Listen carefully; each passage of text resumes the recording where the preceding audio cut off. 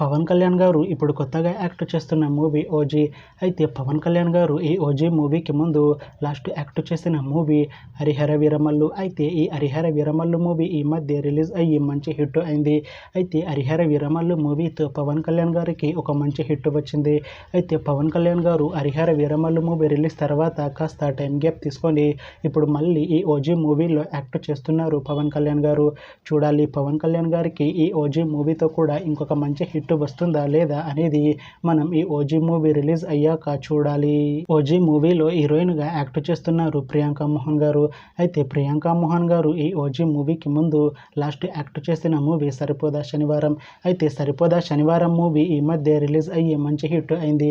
అయితే సరిపోదా శనివారం మూవీతో ప్రియాంక మోహన్ గారికి ఒక మంచి హిట్ వచ్చింది.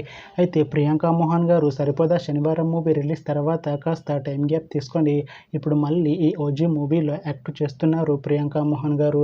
చూడాలి ప్రియాంక మోహన్ గారికి ఈ ఓజీ మూవీతో కూడా ఇంకొక మంచి హిట్ వస్తుందా లేదా అనేది మనం ఈ ఓజీ మూవీ రిలీజ్ అయ్యాక చూడాలి.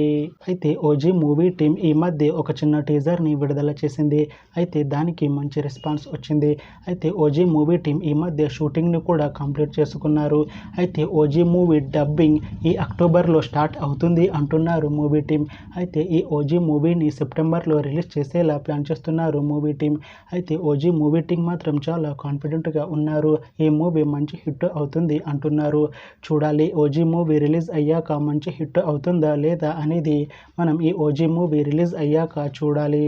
Thanks for watching this video friends. మీకు ఈ వీడియో నచ్చితే ఈ వీడియోని లైక్ చేయండి.